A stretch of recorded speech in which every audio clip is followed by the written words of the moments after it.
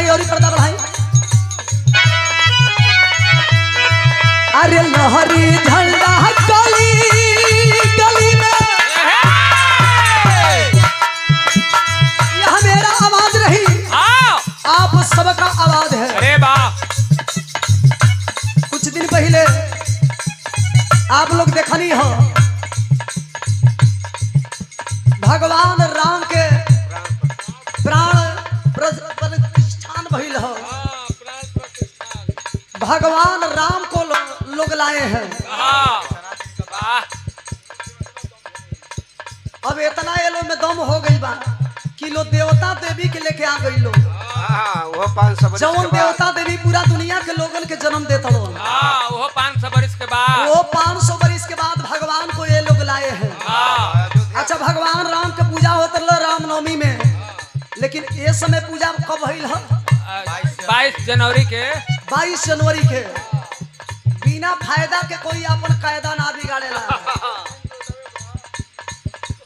आवे वाला समैया कैसे मास्टर साहब, आवे वाला समैया में कैसे फायदा मिली, लेकिन कब तक भरमाओगे, अब मनमानी नहीं चलेगी। अरे वाह, पाप के घड़ा जब फूटेला ना, तो आप लोग जानते बनी कि वो घड़ा से कितना लोग बहाई जालो। इशारा बा, ई जनता का आवाज है। अरे लहरी झंडा गली गली में केहू कितना छप गई है।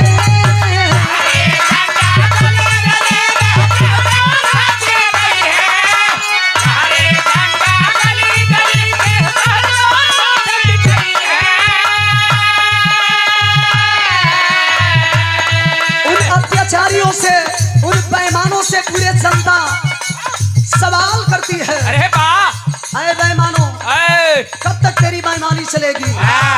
15 लाख रुपया देने का वादा किए थे, बेटी पढ़ाओ बेटी बचाओ का नारा लगाने वाले, कहाँ हमारी बहन बेटियां सुरक्षित है? मेरे खाते में कहाँ 15 लाख रुपया आया? और जो मेरे नेताजी हमें जो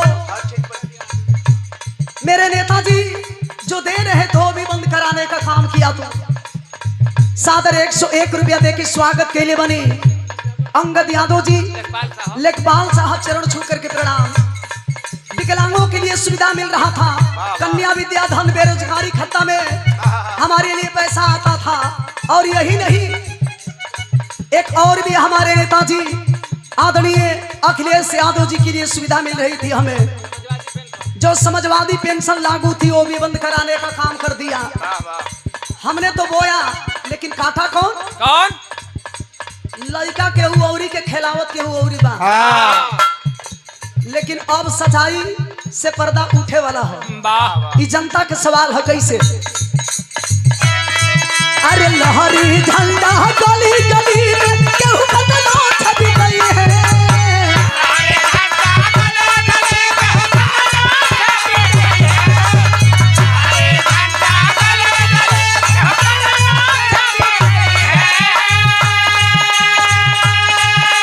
लहरी झंडा गली गली में केहू कितना छप गई है। लेके 24 में सही दिलिया भैया अखिलेश यादव आई है। लेके 24 में सही दिलिया भैया अखिलेश यादव आई है। लेके 24 में सही दिलिया भैया अखिलेश यादव आई है। ए भाव पर 101 रुपया दे के स्वागत के लिए बनी पूजनीय सुबेदार यादव मास्टर साहब, गुरुजी के चरण छू के प्रणाम। सत्य पर चलने वाले लोग थोड़ा सा कष्ट महसूस होता है, लेकिन मंजिल वही पाते हैं। 50 किलो बोरा के जौन खाद आवत रहल, ओके काटत 50 से 45 भइला, 45 से 40 हो गई। जौन भर्ती आज हमनी के चाचा दादा लो भैया लो जौन भर्ती के लेके तरह तरह के सपना सजावत रहलो। पार्ले जी बिस्कुटवा जौन बा ओहू मास्टर साहब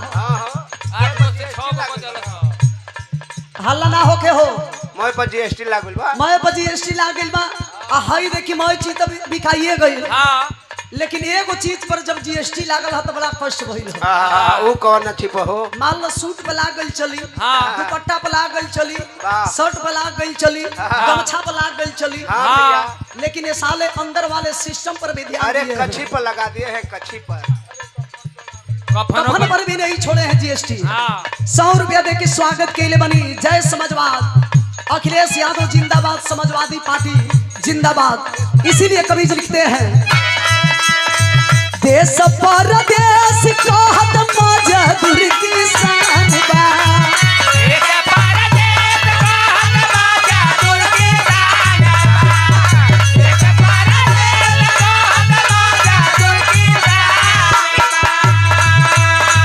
देश परदेश कहत मजदूर किसान बा, खतरा में पड़ल संविधान बा हो।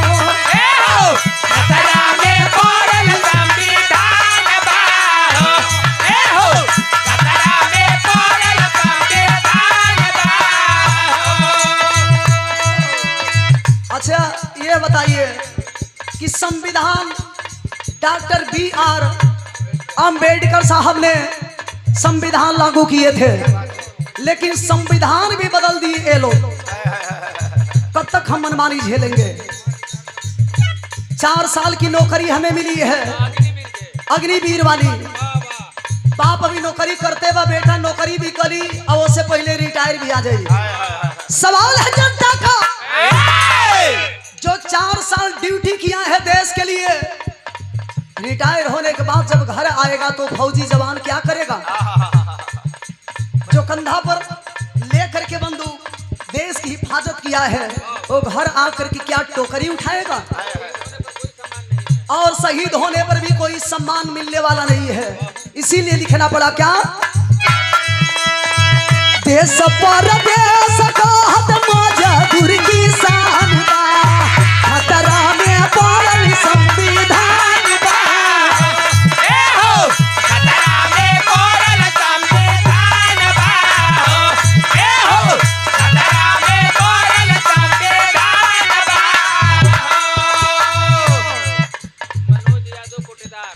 आदरणीय मनोज यादव कोटेदार साहब इस लाइन पर 50 रुपया देकर के स्वागत किए हैं जय समाजवाद आपको। इसी लाइन पे दोहराने का आदेश है, देश परदेश कहत मजदूर किसान बा, खतरा में पड़ल संविधान बा हो।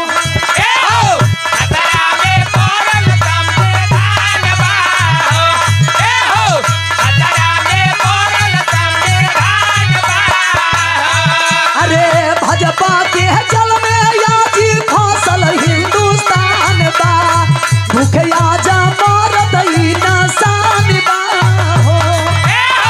भूखिया जी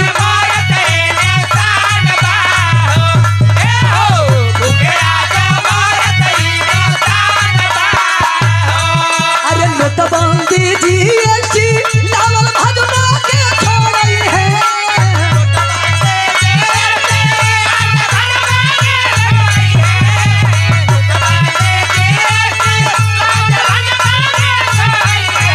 अरे नोटबंदी जीएसटी लावल भाजपा के छोड़ई है।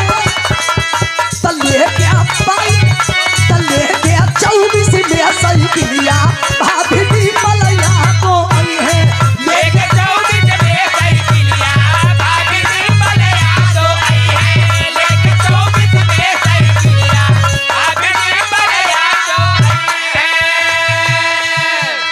इस प्रेस में हमारे नेताजी बनाया और उद्घाटन कोई और किया। यही नहीं, चोरी से लेकर के भ्रष्टाचारी सुबेदार यादव जी दौलतेपुर की धरती से 50 रुपया दे के स्वागत के लिए बनी। बहुत बहुत प्रणाम। कहाँ चोरी मिटल, कहाँ गरीबी मिटल। राम लाला आएंगे, मंदिर यही बनाएंगे, टाइम नहीं बताएंगे। जो राम को लाए हैं हम उनको लाएंगे। गरीबी हमेशा हमेशा के लिए मिटाने का वादा। अच्छा ये जनता समझत काहे ना, जे आवेला वो गरीबी मिटावेला, आ जीतला के बाद कोई गरीबी ना मिटावेला। गरीबन के मिटावे लोग लागे लोग। हाँ वही खातिर लोग आवता। कब तक ले गरीबन के खून चूसब? एक दिन ना एक दिन उसका हिसाब चुकाना पड़ेगा आपको। इसीलिए कहना है क्या, चोरी घूसखोरी भ्रष्टाचार नहीं मिटी है, जबले ना आई है अखिलेश हो, जबले ना आई है अखिलेश हो, जबले ना आई है अखिलेश हो।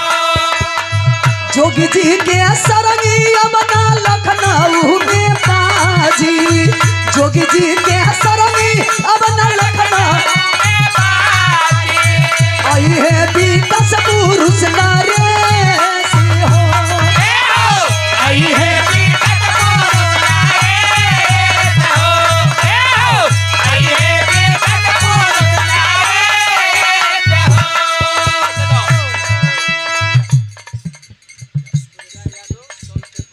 आदरणीय श्री सुबेदार यादव जी दौलतेपुर के पावन धरती से फिर 50 रुपया दे के स्वागत के लिए बने। मास्टर साहब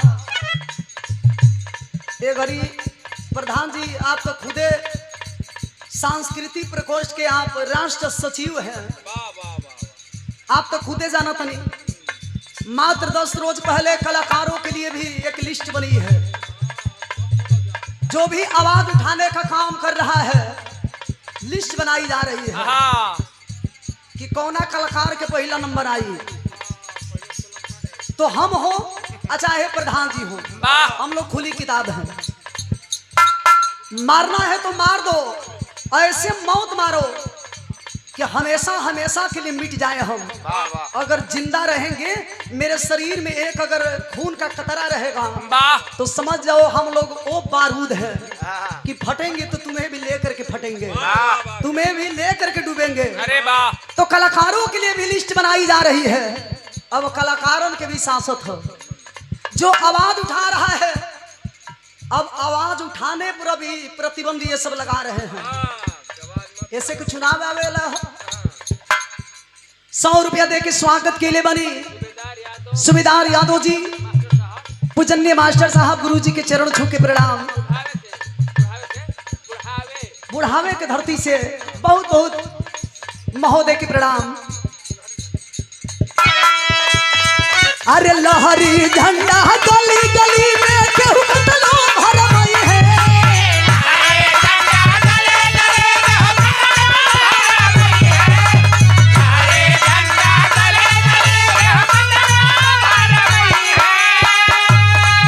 अरे लहरी झंडा गली गली में केहू कतलो भरमई है, लेके 24 में सही